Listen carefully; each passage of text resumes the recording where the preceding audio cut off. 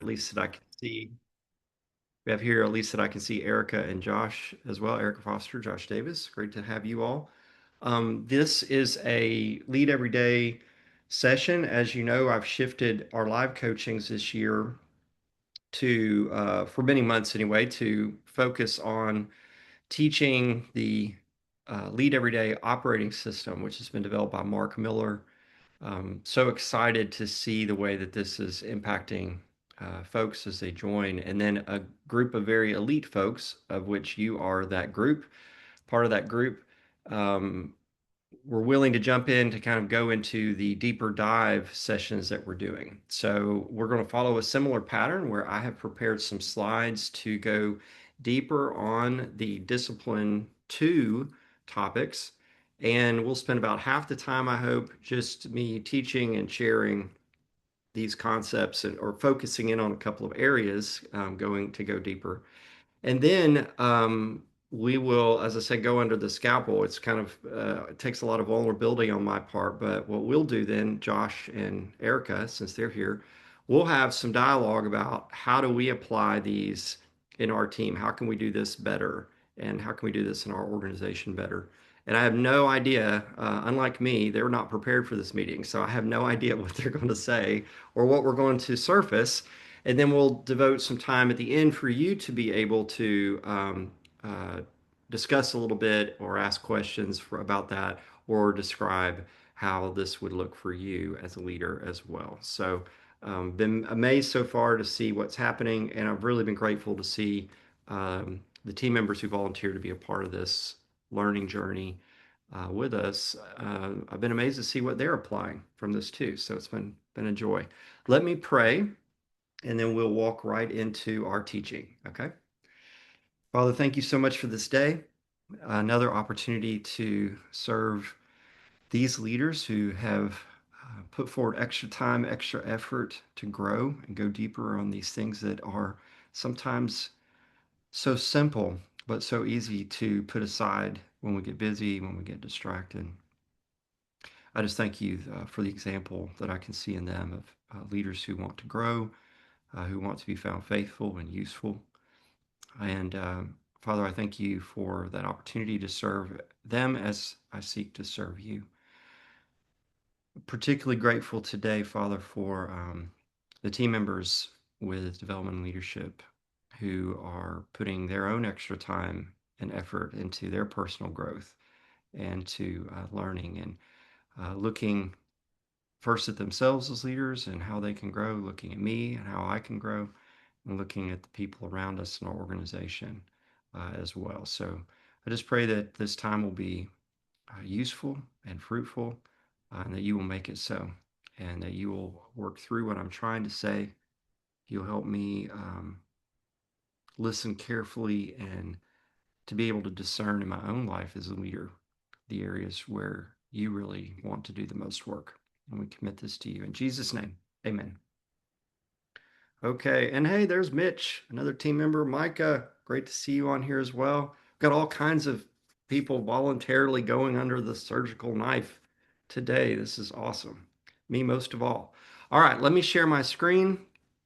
And Erica is going to be keeping up with comments or questions. I will ask at times for some feedback in the chat, so you're keeping notes and putting things there to keep the conversation going, so we can use our time wisely. All right, so give me a thumbs up if you can see my screen again. All right, thank you. And I'm going to expand this to our slides. I'm going to get on the correct slide. There we go. Session 2.5. We're on 2.5 because we're on discipline 2 of the Lead Everyday operating system. And it's 2.5 because we're going deeper with this deeper dive. I always want to remind you this year we are launching new coaching projects. I'm really excited about some of the new projects that we're involved in. Also, it's always a blessing to see some of our work when it's finishing well, which is just tremendous. We also have hosted by Development and Leadership and me personally a St. Louis boot camp. So this is focused on Christian schools that are not able to get into Herzog trainings this year, particularly though faith-based organizations that wouldn't even have access to the boot camps that we do with the Herzog Foundation. So we have a simple application process. We're even starting to see donors um, be able to look at the impact of this and some of the measurable results of this and helping people who want to come financially. So if you know someone who is interested in investing in your personal growth and your organizational growth, that would be a great way to do it as well. So I'm looking forward to hosting folks in my hometown. We've used consistently this imagery of leadership being a journey. It's one of the unintended consequences and deceptions of our leadership obsessed culture and the amount of content and information available around leadership is that if we do these things, and flip all these switches that are seemingly so simple, that everything just clicks. And that is not a reality at all, because we're dealing with humans. So I am the most difficult person to lead in my life. I suspect the same might be true of you. So if it's difficult to me lead myself well, how much more so to be able to lead others well? So we tend to think and talk at Development Leadership about leadership as a journey and something that no matter where you are going to face some obstacles, you're going to have big leaps forward, and it's an adventure more often than not. So that is the consistent theme that I want to make sure that we follow as we're at the same time trying to build something very practical, which is a point of view on leadership and a point of view on what it means to build up a leadership system within our organizations. So here is our agenda for today. I'm going to take a very brief amount of time just to remind everyone where we are in this learning journey. We're going to then review the master team basics. I introduced these in our session 2 on discipline 2, but it was a very, very brief summary just to orient ourselves on these concepts. What we're going to do today is review those in a little more detail, and then we're going to focus in on a couple of these in a very significant way. So we don't have the time to address all 7 basics in detail, but I've picked 2, 3 that I think are the most meaningful, certainly in our organization, to focus more on, and perhaps yours will be similar. But if nothing else, you're going to see modeled what does it look like to dig into these in greater detail. And then the other component of team building great teams, which is build genuine community, we're going to focus on that at a little bit deeper level. And then that live modeling I'm talking about with our team members, I actually have a worksheet, another worksheet that you're able to use to apply these things. And of course, all through this, and especially on the second half, hopefully some discussion and even commitments. So to review where we are, the Lead Everyday operating system basically has 3 disciplines in this one system. The first discipline we covered in depth, which was become a better leader.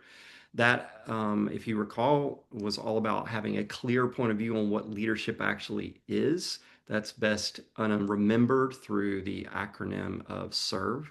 And then the heart habits, which are the deeper under the water aspect of leadership. We also talked about the importance of clarity and the specific skills related to that. This is something that I definitely feel that I struggle with constantly. And then improving your effectiveness, which has to do with understanding these very specific choices that leaders make as they grow, and then quicksand that we can get ourselves trapped into. The second discipline, where we are now, which is all about improving team performance. And that basically has 3 major components. We're going to dig into those today. And then coming up in our next live sessions will be strengthening the organization. So if you see here, we're focusing first on ourselves as leaders, next on the people beside us and around us in teams, and then ultimately the overall organization. So a very elegant, structured way to approach this. So this session, since we're focused on the second discipline, which is effective teams, I want to start with this question that's also posed often by Mark, which is why aren't most teams great? If you remember the last session, I asked you to remember a time where you were on an amazing team. But why aren't we on more amazing teams? So the painful answer that Mark presents and has presented to me as long as I've known him is that in his 4 decades of research on this, that the reason most teams aren't great is a lack of leadership. And this is counterintuitive. I see it in myself all the time that if things are not going well, I get frustrated with the team. If I'm looking for someone to blame, I want to blame the team. But ultimately, a team's effectiveness and whether or not they're becoming great has to do with very specific ways that the leader of this team is leading.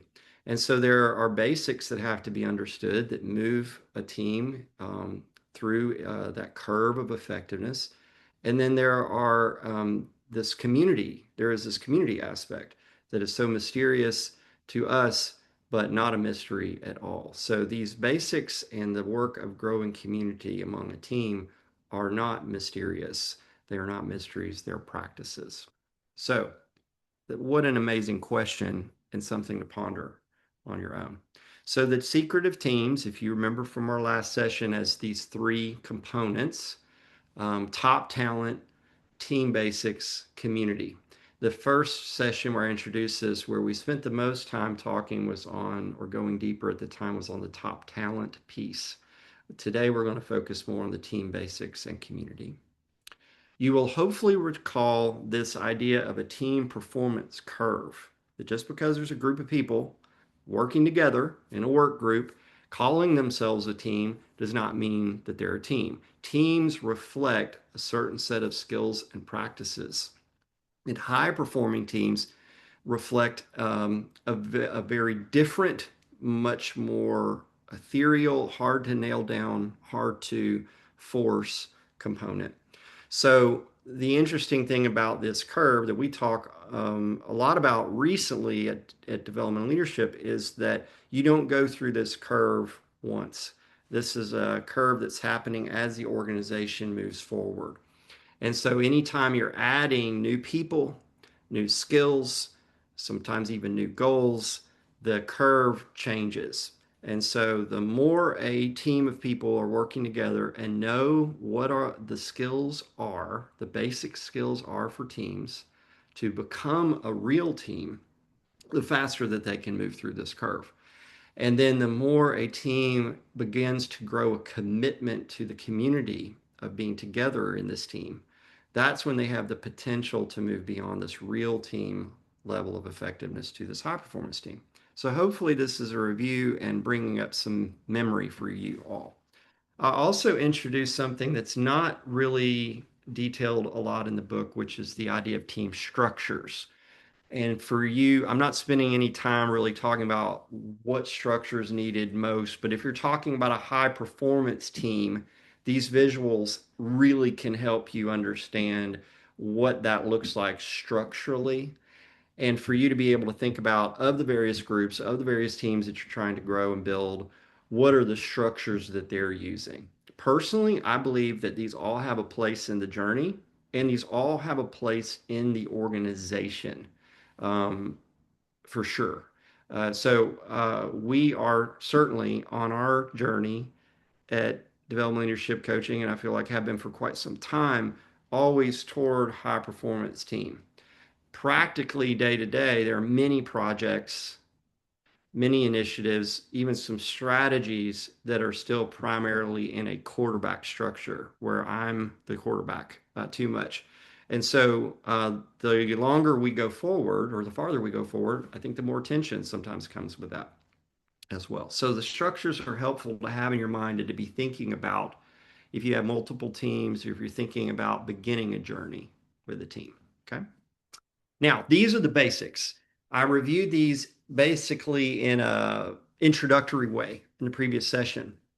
What I want to do is take just a little bit of time to go deeper on each one. But the ones that are colored gold, as you can see there with the key, those are the three that we're going to go deeper in today. And then what we'll do is shift from the team basics to the community aspect. So if you're trying to move from a work group to a potential team, pseudo team, real team, you have to be teaching, modeling, practicing these basics. There's seven of them. So the first is role clarity, which is simply who does what. Where I would say I missed the boat is I do not do a great job creating clarity on the difference of what the leader's role is and the team's role is. And I can see that even sometimes when we form task forces or teams. So role clarity isn't just who does what, it's also in the not just defining the roles of these various people on the team and the role of the team, but defining the role of the team versus the role of the leader, the distinctions between those two. The second basic is establishing team purpose. So we talked about this a little bit and actually are tackling this as a team and organization where we're saying, okay, I have defined in writing even what the team's purpose is. Um, I think. But what I'm interested in is now enough time has gone by, most of us, including me, haven't gone back and looked at that. So I've asked our team, our leadership team, to write out their purpose, what they think the purpose of the team is. And we're going to compare those. So it'll be very interesting. So a team has to have a purpose. You can test it. That's what we're doing with having people write down on a 3x5 card or a digital tool what their definition of the team's purpose is. I I want to cry when I think about the number of teams and work groups and task forces and committees that I have put together in the past 30 years that I failed to clarify the purpose. We were too busy doing work. Setting team goals. So I think that we're good at setting a lot of different goals in our organization. You probably are as well. The things that I feel that we're trying to grow more effective in is having goals that a team has a role in clarifying or crafting. That's probably the better word, crafting. As a leader, I tend to, more than I probably realize, give goals and have done a lot of thinking about those goals. So, really working on helping team members work together to clarify what they believe the goals should be, having some healthy discussion, even debate about that. But then I had completely forgotten until I was working through my work to prepare for our teachings on this. I'd completely forgotten the power of setting some stretch goals. And Mark even defines those as um, looking at a 50% probability of success. So, it feels very challenging. So, getting a team to think in terms of two goals. Here's the goal we've set, and then here's like I used to call it the hallelujah goal, right?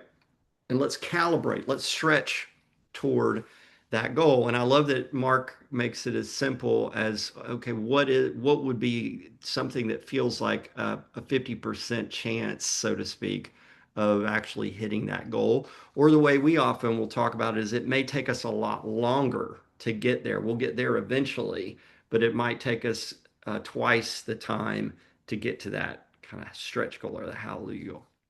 Building a team scorecard. This is something we have done consistently and I think are very strong in learning when to refine those and how, I'd say, is what we're working on now. A team being able to know the numbers that matter. And then one of the things that, again, I think I failed to teach in our team is um, that on a simple way to think about it is okay, on this page, I've got a two-page document here. This page are the simplest, most important scores that we're watching. But then on this page are the numbers that support that, the greater detail, a lot of the other metrics that matter, but somehow influence or affect those. So I think in my failing to stick to that discipline of what's on page one, what's on page two, or the kind of front of the baseball card, back of the baseball card, as I've failed to have rigor around that, we end up with too many scores to watch, and it starts feeling a bit noisy. That's at least my perception. Conducting great meetings is key skill. There are tremendous amounts of books and learning and ideas about this. Mark at least starts with this simple idea of let's spend 75% of our time in meetings on performance. Like what are we implementing, affecting, what are the outcomes that we're trying to achieve? But 25% of that time, which for many people feels luxurious, 25% of that time building community and doing so intentionally. So I do think that we do this quite well. Do we do it as creatively and intentionally as we could? No. Solving problems together. I would love in the future if we go deeper still and revisit this discipline. Um, I'd love to go much, much deeper on that. Problem solving for teams is a massive set of skills. And so if you are saying, okay, we'll pick a problem solving model, define it, define the problem, what are the root causes? Let's brainstorm solutions, take action. That's one model. So there are many, many models. And then lastly, and again, we're going to go deeper on this today as well, improve decision making. And so I introduced this a little bit in our last session as well. So remember, these are the basics, 7 basics. We're going to go deeper on 3. And then we're going to talk about community, the 25% piece, right? So the basic number 1, let's dig into that. Remember, I shared that this is something that I feel that we could really improve on, and I have not been much help in. So many team problems trace back to this sort of muddled roles. Who's doing what? We tend to rely on job descriptions way too much instead of what are the goals you're responsible for, what are the projects on your plate, um, and in this team, who's the leader, what's your role in the team, those sorts of things. Where I want to focus though on with you is defining clarity and a difference between the leader's role on a team, especially if you're using a high performance model, and the team's role. So just look at this for a minute and see where these things align, but also where they're different. Okay. So the leader providing vision, the team communicating vision, the leader establishing values, the team enforcing values. Um, you might even say living out the values, holding each other accountable on the values. The leader setting core strategies, the team identifying and solving the problems that come up with those, providing resources, the team lifting and maintaining engagement. The leader developing senior leaders, the team's role, developing next generation leaders, thinking much farther down. These are people who will someday become leaders. Establishing boundaries at the leader level, providing accountability as people operate or get outside of those boundaries. And then clarifying roles and the team's role, improving performance.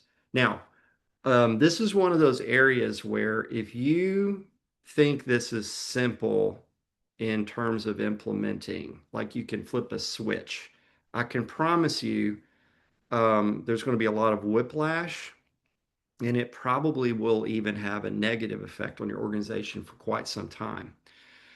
The smaller your organization is, the more growth that you're trying to accomplish. If you're the leader and you look at these 2 roles, you're going to see that you're spending, or in the past have spent, a lot of time over here on the team's role. I think this is where people mess up. If you look, if I took this slide and just eliminated the leader's role and just said, here's your role, leader, and had you do everything on the right side of the screen, you would say, well, yeah, that's what leaders do, right? So the idea here is in a high performance team, I would say a real team on its way to a high performance team, is that the team itself more and more is exhibiting and focusing and implementing those things that a leader should do. So more and more of the leadership responsibilities are being owned and implemented operatively by the team. And then the leader's role is much more focused. The other thing though about this, I think you might be thinking, I certainly used to think, is if you're on the team, you might go, well, good grief, the leader's role sure is a lot easier than the one that we have as a team member.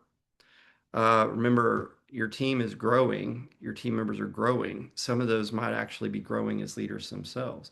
But that would be something that I used to think is like, gosh, maybe the team, or I go, wow, it'd be nice to have that leader role. That seems easier. I've talked to many leaders who think that it is easier. I remember one in particular years ago said, well, everything's just going to be a lot easier when I can just do leadership, or I can just focus on the vision, or I can just focus on the overall strategy. And I knew the moment he said that, that is someone who has not gone very far in their leadership journey. Just as if a team member says, wow, the leader's role is a lot easier, that's someone who is still very early on in their leadership journey. Because the reality is, in terms of these roles of the leader, is the work just changes. The hard changes, you might say. What you're thinking about, what you're focusing on, what you're implementing. And then, most important, is this develop senior leaders. I think that's the piece that people miss when they go, oh, this is easier. Or the team goes, our work is harder. Is when you are developing senior leaders, you are dealing with challenges, problems, questions, pushback, creativity, ideas on a level far exceeding where you've been in the past. And that's a never ending journey if the organization is growing. So, why are you dealing with those as leaders? Because amazing people who are growing create amazing opportunities and amazing challenges and amazing problems because their roles are more impactful. So, therefore, their work for good is more powerful and their work for ill is more powerful. So don't let the enemy kind of deceive you that this one is easier than the other. Remember where you are in the journey and that this journey has new challenges as you go forward. The more amazing the team and amazing the people, I'd say the more significant some of the challenges become. We know this if we look at the life of our Savior and his model of leadership as well. um, his um, his road of his ministry became increasingly difficult over the years of his ministry, and he talked more and more about that. How great a challenge I have ahead of me! I'm setting my face towards Jerusalem. He's turning his face towards Jerusalem. I could go on and on about that. So the here's the greatest leader who ever lived, facing greater and greater challenges to the point of suffering and dying on a cross so that he's resurrected. So, role clarity, big, big deal. Second basic to go deeper on is conducting great meetings. We do quite a bit of different meetings. I think that we do fairly well. I'd be interested to see what the team says with the 75-25% rule of 75% performance management, which is scorecard, action items, problem solving, recognizing successes. The community building piece, I think we do fairly well with as well. Now, where we have to grow in, and I would surmise this might be true of some of you too, is on the non-negotiables. Appoint a facilitator. I usually fail to do that. Distribute the agenda in advance. I always fail to do that. Always. We have a structure that's consistent. So that's for sure in advance. But as far as the agenda in advance, this is an area that Eric and I've been talking about improving for me is big time. Inviting the right people is a non-negotiable. Are the right people in the room to work on this? Do we have the right group pulled together? Do we need to have guests in this meeting? Frame every agenda item. What in the world is this agenda item? What are we talking about? What are we trying to tackle? What does success look like? That's what that framing means. Capture and review action items. I think we do that really well. Make space for community building. I think that this is a good, healthy part of our culture as a team, but do we do this intentionally enough, creatively enough? Do we have fun with this from time to time? I think I'm seeing some of our team members really work at this, and it's really inspiring to me. So, conducting great meetings. It could be that you look at this basic and say, wow, we really got to do better with this. This is a great way to start. And then there are a lot of models out there that you can learn from as well. Lencioni has an excellent book that's only about meetings. It's a little bit, it feels a little bit rigid for a lot of people, and it's a lot of time, but we spend time in meetings, right? Mark describes meetings, I want to point this out, as a leader's short game, and he's using a golf analogy there, where the short, if you don't play golf, golf is the short game is the pitching the ball onto the green, getting close to the cup, the putting, getting out of sand bunkers. It's anything that's happening kind of within 100 yards or less. So that short game skill is the hardest to develop and the most valuable, really sets people apart in the game of golf. So that's what he's describing here. It's easy to overlook these things for sure. And then improving decision making, this other basic. I introduced this a little bit. We do this in coaching some as well, where um, this is one of the most simple things I probably ever learned from Mark that was the most transformative, which is anytime a decision is needing to be made, try to clarify not only in your own mind as a leader which decision making method you're using, but be honest about it. I do a really good job, I think, clarifying it in my own mind what kind of decision it is. I still have a lot of work to do in being honest about it with team members, for sure. So, command decision means I'm the leader, I'm going to make this decision. You can almost think about it like a military model, even though it's not accurate to say that's the only types of decisions in the military they make. But that's what people think of when you say command. I'm the leader. I'm going to make this decision. You all go implement it. Consultative is I have not made a decision on this yet, and I'm happy to do so.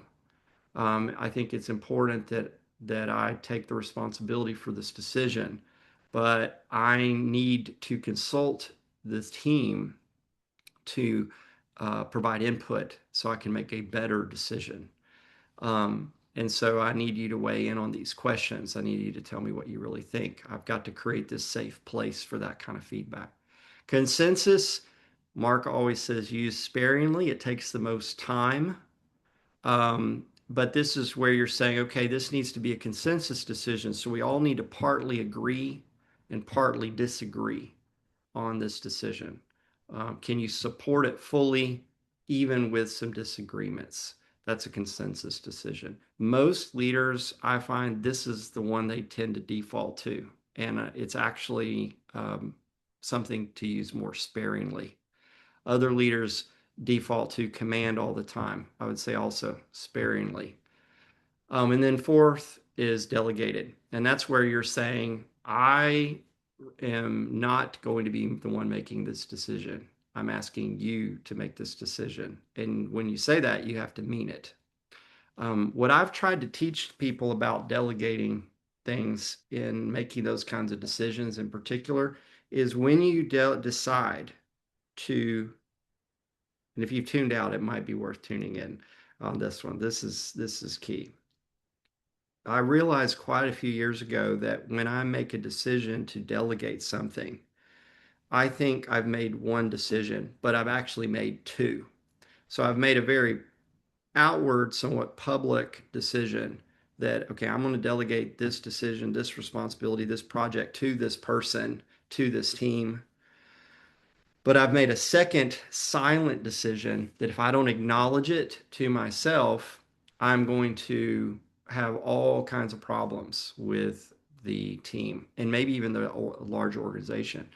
So the second decision that's silent is I have decided to delegate this to you or this team. And the second silent decision is that that means I have decided it will look different than if I had done this. That is really important because when people get frustrated with delegation or team members get frustrated with leaders, is we delegate and then we step back in because it doesn't look the way that we think it should. No, that's part of delegation. When I ask Erica to do something, if I ask Mitch to do something, I'm delegating this work to you, it is going to look different. we had this happen very recently where Mitch is working on something, he's taking some responsibility for something. I had things I was trying to do to help. I think they were helpful in terms of dialogue and ideas, but it got really close to me just taking this back instead of saying, the reality is this is going to look different. I had this whole other decision I had made. It's supposed to look different. That has been profoundly important. And I've shared that with many leaders. I hope that's helpful for you. And then building genuine community. And then we're going to turn to implementing. Okay, so team, be ready to chime in here. So remember, community is knowing deeply, serve willingly, do life together. I shared and introduced this last time. But knowing deeply, if we're going to go deeper on these elements, know deeply, serve willingly, do life together. So there we go. Know deeply means we've got to allocate some time. Um, Asking people to share their story or encouraging stories. What'd you do over the Memorial Day weekend? But what did this look like? What did this feel like? Explore the ordinary. This is something I don't think we do. Like having fun. Like, what was your favorite class in school? What was your hometown? Like, we don't know. Where were you born? Tell us more about that. Another creative idea that I really like, it would be fun to do this as a with a team member, is bring objects to the meeting. Mark calls it the U cube. U cube. Bring 8 objects, bring 10 objects to the meeting that you think represent your life and tell the story. Like, why did you pick these? What do these mean? I think it's a creative idea. So it's not like, oh, know deeply, I just do these things. These are some simple things that I think will spark your ideas and your thinking. And pick one to work on next. We recently asked a particular team member to come prepare to share his story of not his whole life, but some things that have been going on in his life recently that we wanted to know more about. Coach Holtz ended every practice asking, how can we serve one another? So this is that element 2 of building community. So being intentional about it, serving doesn't happen in accident. So how can we serve one another? That's a specific question. Picking specific things to do together, picking a specific area to step in and serve and help someone in some way. I don't know that we do this as intentionally as I would like, but I love seeing it in action in our team when they're doing it on their own. Doing the unexpected. I put this example that Mark mentions because it happened to me when my wife and I moved our 2 little boys to St. Louis. The head of school came and helped us move in. Not the whole time. My wife would have been too embarrassed for something like that. But he came and said, I'm strong. I work out. Let's move a couple of these big things together. And it is amazing. I still remember that. It was a big, big deal to me. So something unexpected like that. I hope that there have been some of those in my life with our team. But the fact that I can't remember any of them kind of bothers me.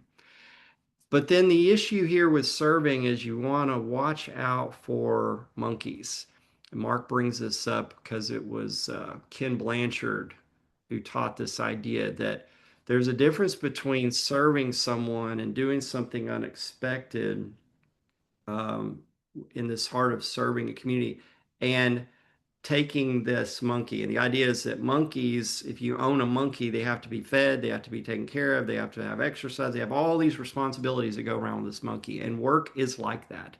And so if you're not careful with a heart of serving, you'll go too far and actually take back and take on these responsibilities that are someone else's. So that's not something to cause us to avoid this aspect of community. It's that you want to be aware, you want to stay aware. The example I like to give is bringing people Krispy Kreme donuts. Um, would people love that? Yes, but if you do it every day, are you serving them? Maybe to a degree, but it's not a healthy, high impact way of serving. I love Krispy Kreme. And then doing life together, he breaks this down to these simple ideas of showing up. What are those milestones? A certain ball game, graduation, things like that. Celebrating often. Most teams do this too little. I would say, probably do this too little. Mourning with people and then escaping the comfort zone. So getting out of what's comfortable, um, staying in that place of the awkwardness sometimes of appreciating or celebrating, or the awkwardness and the fears of trust.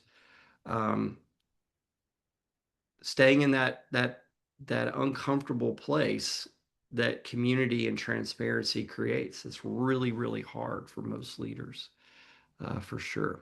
So I like the simplicity that Mark's shared here with us in this book.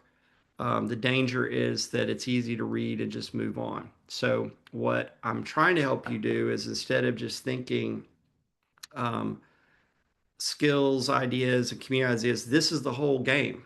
This is the way Mark describes it. The whole game of how we grow as a team and do amazing things together. So to apply it in next steps is where I'm always most interested. So that's where we're going to turn as a team. So I'm going to show you all this team. Let me get out here so you can still see this. Now I can see you all. Thank you for staying with me.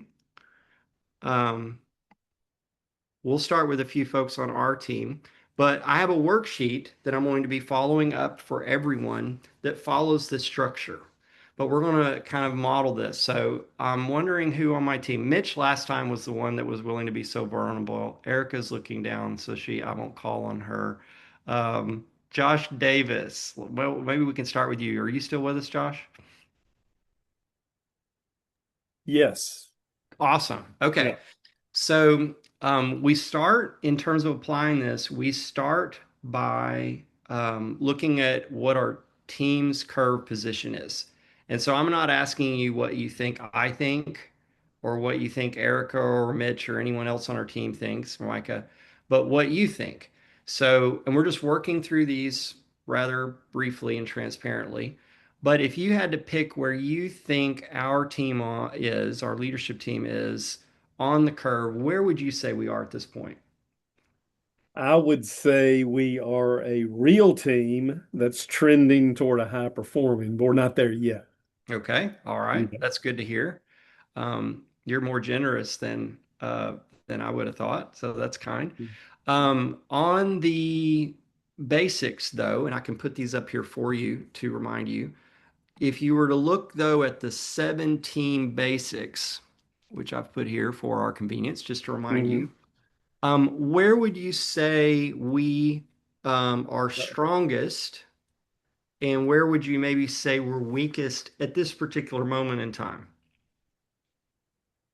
Just pick one of each, I guess. Yeah, strongest and weakest. Yeah, start with strongest. Yep. I would say we are strongest Mm-hmm. on building the team scorecard. I mean, we Okay. track the metrics really well. Mm-hmm. I would say that we are weakest on maybe solving problems together. I don't know if that's the team's weakness. I don't know if that's my weakness I'm projecting onto the team, but Okay. yeah. But I would That's fair. say between those two dynamics, I would say solve problems together Yeah. would be the weakness. Yeah. So a suggestion I would have is, we're modeling this for anyone on here who might try to take their own team through this.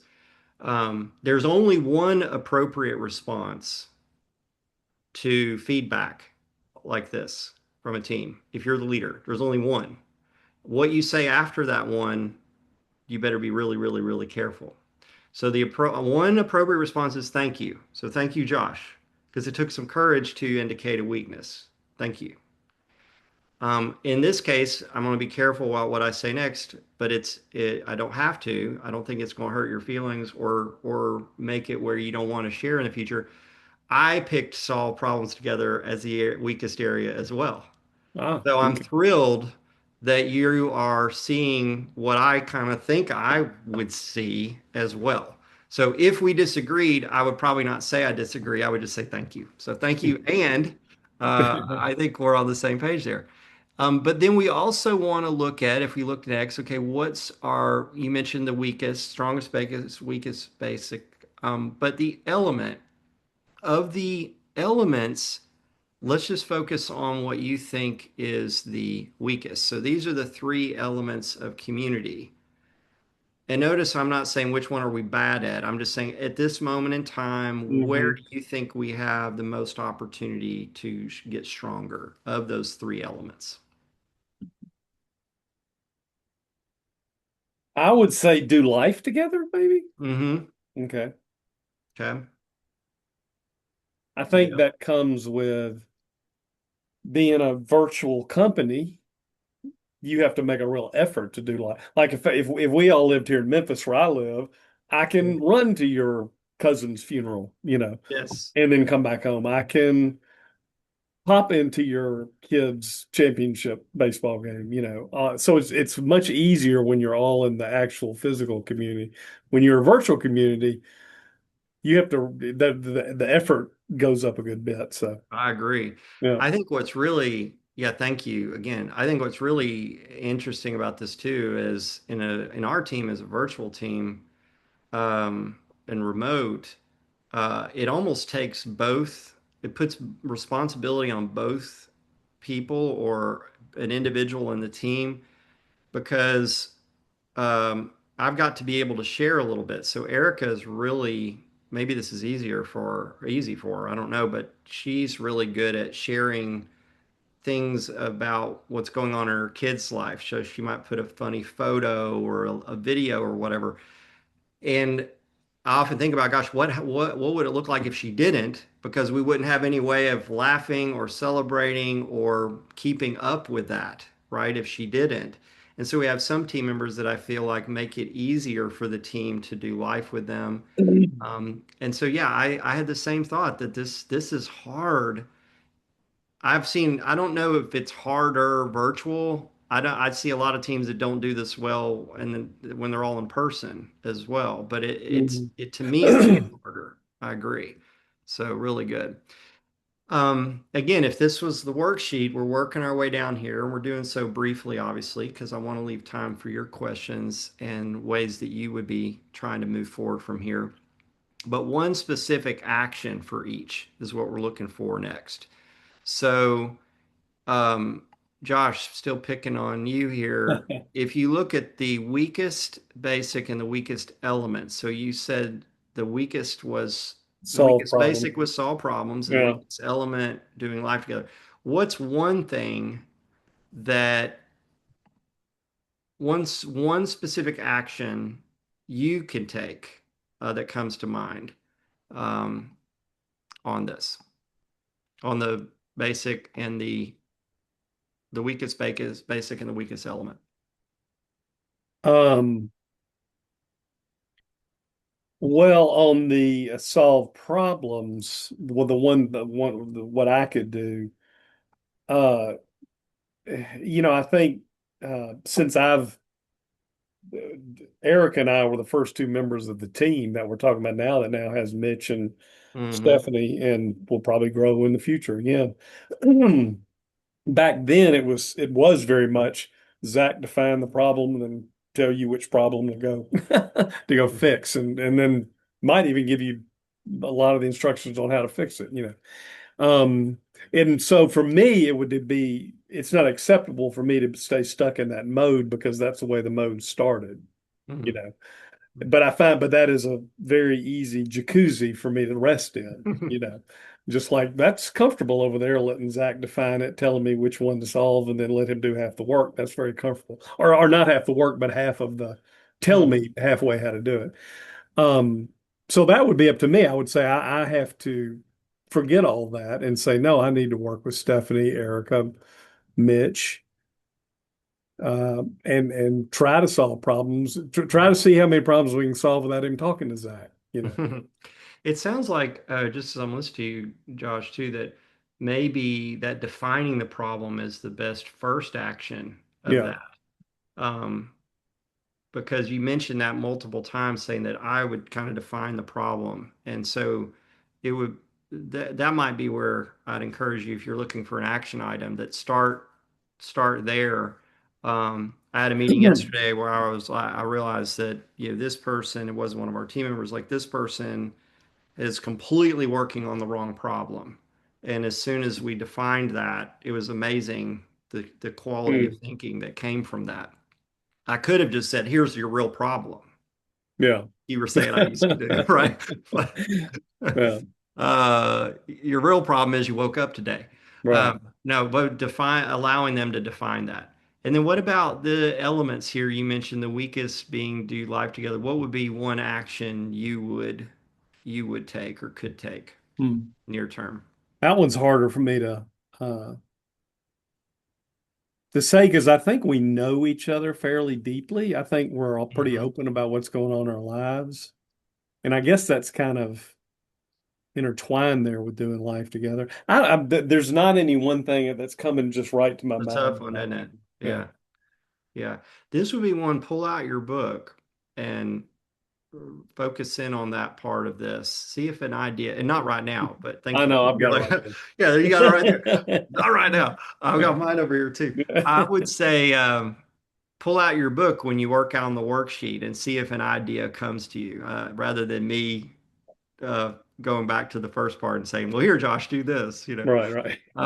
All right, so let's take some discussion with the group. This would be fun. So, yeah, maybe you've identified your weakest your basic skill, your weakest element of community.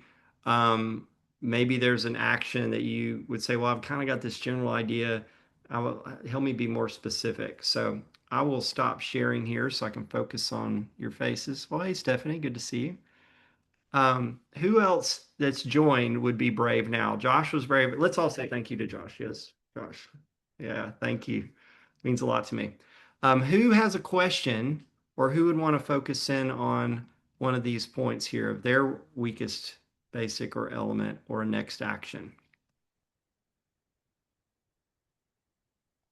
You can raise your hand and I'll take you off mute. I'm gonna call on somebody here. Kevin, go ahead. I think I saw Jennifer's hand up come up too. Okay. So let's start with Kevin. We'll jump to Jennifer. Go ahead, Kevin. Um, when I did the second session assignment, one of the things, just making space to know people deeply. I'm in my first year on a team. So, I knew the head of school from years and years ago, and one of the team members was a principal when I was a principal. So I kind of knew those two guys. But the admin assistant is completely new to me. So we actually have a development team meeting tomorrow, and one of the questions on there is just what job did you hold during the summers in high school or college? Just as almost like I think we had talked about icebreaker, just to get to know them differently outside of that 75% part of the agenda, which for us is probably more like 95%.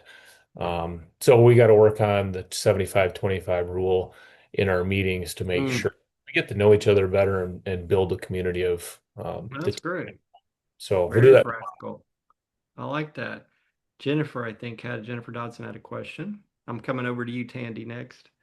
I think role clarity. Hmm. When I'm listening to this and looking at the different like command, consultative, delegating, consensus, I've noticed we really fall into that consensus, and then that creates role clarity. I feel like Or because you mean then confusion? It creates yeah, I real think it confusion. Yeah. conveys, yeah. Yeah. Because then I think people just tend to be like, well, Jennifer's gonna Yeah. Or just like, ask for well, the we're doing this consensus. and no one does it. Yeah. Yeah. And Yeah. and so trying to get away from that, I just noticed yesterday, I had gave some 3x5 cards out and was like, hey, can you tell me what our team purpose is? I tried Wow. that Good one. for you. And but I had one person, well, and I said, I'd like this by the end of the day.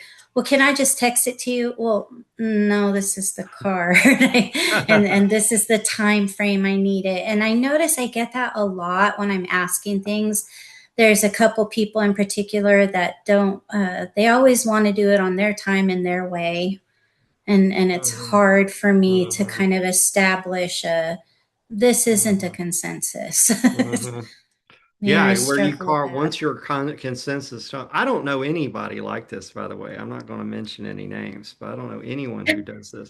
Um, But no, there some of that's like yeah, you're so humble to say maybe I've created that dynamic in a constant consensus mode Mm-hmm. where they don't really see that there are times where I'm saying this we must do.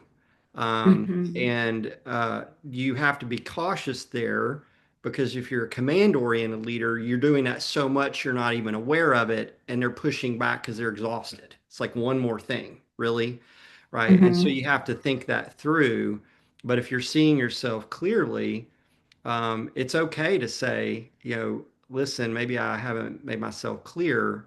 It may not feel important to you, but it is really important to me. I Yeah. would like to have this fairly soon. But again, you Mm. have to budget that. But if you're seeing yourself what clearly that consensus mentality, um, I know this is shock show. I'm real verbal.